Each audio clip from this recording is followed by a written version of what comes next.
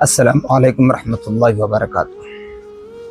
الحمدللہ رب العالمین، اللہم صلی علی سیدنا شفیعنا مولانا محمد افضل صلواتک وعدد معلوماتک وبارک وسلم۔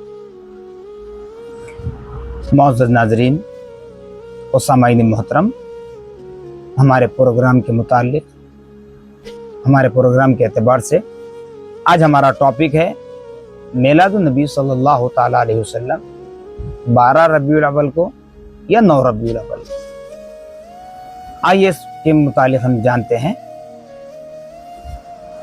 جمہور علماء کا متفقہ فیصلہ ہے، فیصلہ کرنے والے ہم نہیں، کوئی علماء نہیں، کیونکہ نبی کی ذات گرامی ہے۔ اختلاف جہاں ہوتا ہے اکثر و بیشتر علماء کا، اکابرین کا، اسلاف کا، سلف صالحین کا یہ طریقہ کار رہا کہ انہوں نے 12 ربیع المنور کو ہی عید میلاد النبی صلی اللہ تعالی وسلم کا جشن منائے۔ اب بعض حضرات 9 ربیع المنور کہتے ہیں، بالکل کیجیے، 9 کو بھی کر سکتے ہیں، جیسا کہ کل 5 ربیع پرسوں 2 دن پہلے 5 ربیع المنور کے لائیو ٹیلی کاسٹ میں تذکرہ شہادت حضرت امام حسن رضی اللہ تعالی عنہ کے موقع پر فرمایا، کہا گیا تھا، بتایا جا چکا تھا کہ اہل سنت والجماعت کے نزدیک کسی کی بھی ذکر کے لیے کوئی تاریخ، کوئی وقت مقرر نہیں ہے۔ اب اگر کوئی جانتے ہیں کہ حضور پاک صلی اللہ علیہ وسلم کی ولادت بسعادت 9 ربیع المنور ہے تو آپ 9 ربیع المنور کو ہی منائیں۔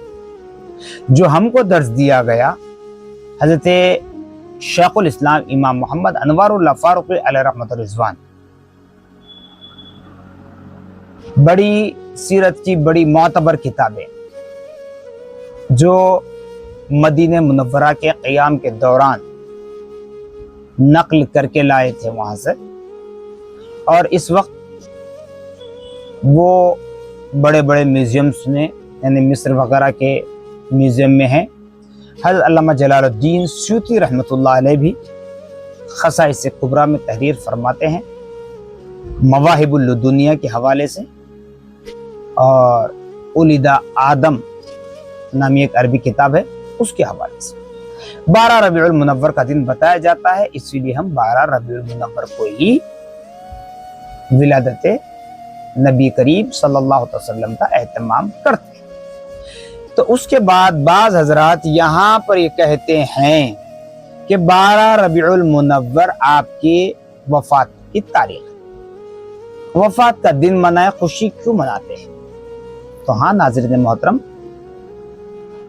صحیح بات ہے، سوال بھی ہوتا ہے، ایسے عام طور پر عام لوگوں سے سوال کیا جاتا ہے۔ 12 ربیع الاول آپ کی وفات کی تاریخ ہے، لیکن یاد رکھ لیں تاریخ اسلام کے حوالے سے جب پڑھتے ہیں، اللہ رب العالمین کی قدرت کاملہ ہے کہ اللہ تبارک و تعالیٰ نے آپ کو اس روئے زمین پر جلوہ گر فرمایا، تاریخ 12 تھی، ہجرت کی رات تھی، تاریخ 12 تھی، پھر وفات کی تاریخ بھی دیا، 12 دیا، پھر بعض روایتوں کے ذریعے بتلایا جاتا ہے کہ دن بھی دوشنبے کا تھا، پیر کا تھا، منڈے کا تھا۔ تو اس اعتبار سے آپ کو جو بہتر سمجھ میں آئے اس پر آپ عمل کرنے کی کوشش کریں، اختلافات کیے بغیر، کیونکہ نبی کون و مکان صلی اللہ تعالی علیہ وسلم کو اللہ رب العالمین نے ایسا بنایا جیسے اپنے آپ کے لیے، یعنی اللہ نے اپنی ذات کو بتلانے کے لیے فرمایا اللہ رب العالمین ہے، اور نبی کو رحمت للعالمین بنا کر بھیجا۔ تو معلوم ہوا کہ رب تبارک و تعالی تمام جہانوں کے لیے رب ہے، نبی پاک صلی اللہ علیہ وسلم ان تمام جہانوں کے لیے رحمت، یہاں پر رحمت للعالمین کہا گیا۔ دیکھ لیں انشاءاللہ، پھر اس پر بھی ہماری بات ہوگی تو اس میں بتائیں گے تفصیلات میں۔ رحمت للعالمین بتلایا گیا، تمام عالموں کے لیے، اللہ تعالیٰ کی جتنی مخلوقات ہیں اللہ تبارک و تعالی جن جن کا خالق و مالک ہے، نگہبان ہے، رزاق ہے، رحیم ہے، ان تمام کے لیے نبی محمد الرسول اللہ صلی اللہ تعالی علیہ وسلم رحمت بن کر آئے ہیں۔ اسی لیے ہمیں چاہیے کہ 12 ربیع المنور کا دن ہو یا 9 ربیع المنور کا دن، جو آپ کے بڑے بتائیں گے اس پر آپ عمل کرتے ہوئے نبی کی شان بیان کرنے کی کوشش کریں۔ کیوں؟